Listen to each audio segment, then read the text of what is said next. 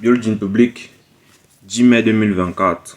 Vous savez déjà, c'est le 11 que j'enregistre cette vidéo, mais il faut faire du récap de la journée du 10.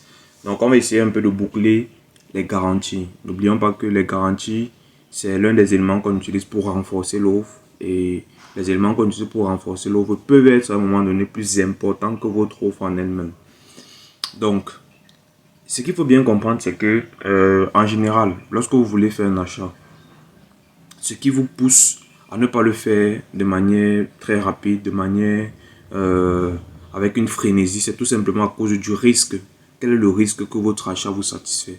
Satisfait le besoin pour lequel vous l'achetez. C'est pour ça que la garantie est très puissante, parce qu'elle vient inverser le risque. Et au lieu de mettre le risque du côté du client, elle met le risque du côté de l'entrepreneur, du vendeur, globalement.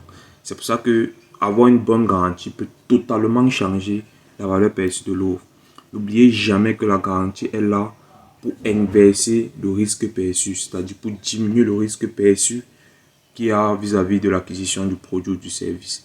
Ce qui fait que lorsque vous proposez, lorsque vous mettez en avant une certaine garantie, ça peut totalement reverser le risque au point où le client se demande même comment est-ce que vous faites pour, pour ne pas tout vendre, pour ne pas vendre chaque jour à tout le monde.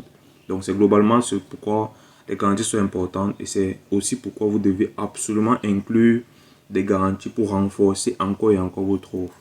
On a développé les bonus, le risque, l'urgence, les bonus, l'urgence et la rareté. Donc les garanties viennent un peu compléter tout ça. Et ce qu'il faut bien comprendre, c'est que en termes de garantie, il y en a plusieurs types. Hier, on a un peu développé, mais aujourd'hui, on va entrer un peu plus dans les détails en parlant directement des 4 types de garanties. Parce que hier, c'était 2 types de garanties globales pour les B2B et les B2C. Aujourd'hui, ce sont tous les types de garanties qui marchent, que vous soyez en B2B ou en B2C, c'est-à-dire une manière de structurer pour chacun des 2 cas de figure. Donc, la première type de garantie, ce sont les garanties inconditionnelles. Ça veut dire qu'il n'y a pas de condition. Ces garanties sont un peu comme des essais. Ça veut dire que le client va essayer votre produit, votre service sur une période, et après la période d'essai, décide de se faire rembourser ou non. Donc, c'est peut-être une garantie 30 jours satisfait, remboursé. Donc, si vous n'êtes pas satisfait après les 30 jours, vous remboursez, vous renvoyez le produit, ou bien vous vous désabonnez du service et vous vous faites rembourser automatiquement. Donc, c'est vrai que c'est une garantie puissante, mais vous ne pouvez pas l'utiliser dans tout type de business. Par exemple, dans les business high cost qui coûtent cher, high ticket, vous ne pouvez pas véritablement les utiliser n'importe comment, sinon elles pourraient mettre en péril votre entreprise. Imaginez-vous que vous avez un service que vous délivrez très cher. Ça veut dire que délivrer le service vous coûte par exemple 2000 $ par client, et que le service, vous le vendez à 10 000 $. Vous voyez que si vous voulez rembourser tous les 10 000 $, sur chaque client, vous perdez automatiquement 2000 $ parce que vous avez quand même délivré le service et n'a pas été satisfait. C'est la raison pour laquelle, pour l'utiliser, il faut bien structurer le service dans lequel vous êtes. C'est pour ça que cette garantie inconditionnelle est beaucoup plus appropriée au business low cost qui coûte relativement moins cher pour vous aussi à délivrer. Raison pour laquelle rembourser, si derrière vous délivrez un bon service, rembourser pour vous ne sera pas très lourd au niveau de la trésorerie. La deuxième type de garantie sont les garanties conditionnelles. Ça veut dire il y a maintenant une condition qui est associée à la garantie. Et cette garantie est très puissante. Supposons que vous savez exactement ce qu'une personne doit faire pour atteindre un résultat. Dans ce cas, c'est évident. Vous mettez juste le travail que la personne a fait comme condition. La condition devient le travail à faire pour atteindre le résultat. Dans ce cas, dès que la personne va faire le travail qu'il faut, si vous avez vu juste au niveau du travail, dès que la personne va fournir cet effort qu'il faut, la personne atteindra le résultat. Et c'est aussi important parce que ça vous permet de tester aussi l'effort que vous-même vous pensez qu'il faut mobiliser pour atteindre le résultat. Et donc, si vous voyez que les résultats ne sont pas atteints, vous faites juste une étude au fur et à mesure pour beaucoup plus rendre votre offre assez sur mesure. Parce qu'il est très important de comprendre que la donnée est la chose la plus importante qu'il y a dans un business. Raison pour laquelle chaque fois que vous travaillez une garantie, vous devez toujours évaluer quels sont les résultats de vos clients par rapport à la garantie bien précise. Est-ce que vous arrivez à tenir la garantie? Quel est le pourcentage de rétention vis-à-vis du remboursement ou non? Et donc, au fur et à mesure que vous étudiez ça, vous voyez comment structurer la garantie pour la rendre sur mesure des deux côtés. Pour qu'on ait des gagnants au niveau de l'offre et des gagnants au niveau de la vente. Donc, c'est toujours comme ça qu'il faut essayer de structurer ça.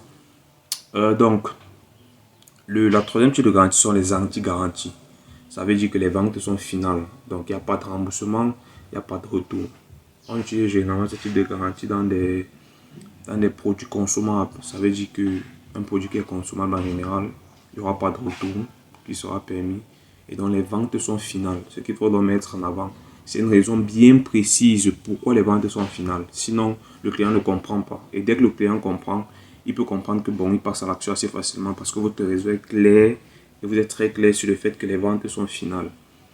Donc, on peut utiliser ça à plusieurs niveaux comme sur des tips, des tests tips d'attaque de clients froids.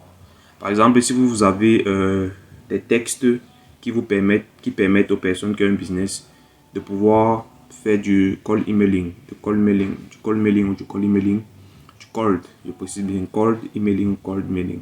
Ça veut dire des attaques de messages froids ou alors des attaques de mails froids qui permettent donc de d'attaquer de la meilleure des manières le client en utilisant les éléments bien sûr forts du marketing, de la psychologie du client et bien d'autres pour pouvoir donc mettre en avant votre produit, votre service. Une fois que vous vous êtes attaché à ce genre de produit, il est clair qu'il est difficile pour vous de vous détacher parce que vous allez voir directement les résultats dans votre business. C'est la raison pour laquelle les ventes sont finales. Ça veut dire que tu ne peux pas renvoyer un texte que tu as utilisé. Si tu as utilisé une fois, je te rappelle même du texte. La raison pour laquelle le renvoyer est stupide. Les ventes sont non finales parce que le produit il est là, il est vital, il est consommable, il est très important, il est vital comme je le dis. Et donc c'est dans ce genre de business qu'on utilise les anti-garanties. Et le dernier type de garantie sont les garanties implicites. Dans ce cas, c'est comme des arrangements. Donc, vous structurez votre garantie sur la performance. Donc, le client ne vous paye que lorsque vous atteignez un seuil de performance. Et ça, c'est une garantie très puissante. Pourquoi? Parce qu'elle ne permet au client de payer que s'il a atteint un certain niveau de performance. Donc, toutes ces quatre types de garanties sont structurables. C'est-à-dire que vous pouvez structurer la vôtre en utilisant l'un ou l'autre type. Vous pouvez même faire ce qu'on appelle des stacking guarantees. Ça veut dire que vous structurez votre garantie en utilisant peut-être une condition, une garantie conditionnelle, une garantie inconditionnelle. Donc, c'est possible. Après, vous avez la flexibilité après de structurer la vôtre comme vous le souhaitez. Ce que vous devez comprendre, c'est que chaque fois que vous devez regarder une offre, vous devez toujours vous intéresser à la garantie de l'offre. Essayez de l'évaluer, de l'analyser par rapport à votre business. Parce que toutes les personnes qui structurent l'offre, à un moment donné, regardent et s'intéressent à la garantie. Et ce que j'ai envie de dire, c'est que pour atteindre un niveau d'offre assez exceptionnel et pour atteindre l'offre irrésistible, il faudrait tester encore et encore la garantie qui est appropriée à votre business. Maintenant, l'un des tips pour être game changer au niveau de la garantie, l'un des tips est de faire quoi? Est d'évaluer pour votre business quelle est la plus grande peur que peut ressentir votre client qui le pousse à ne pas acheter votre produit ou votre service, qui le pousse à réfléchir plus d'une fois avant d'acheter votre produit ou votre service. Dès que vous avez identifié la plus grande peur, mettez-la comme garantie. Si vous inversez le plus gros risque, alors vous donnez la possibilité au client de passer plus rapidement à l'action et donc vous donnez la chance de vendre plus rapidement votre produit ou de vendre plus rapidement votre service. Pour dire que les garanties, c'est à vous de savoir comment les structurer, les utiliser pour faire exploser vos ventes. Donc, réfléchissez bien à la garantie. Elle est très importante et elle est vitale.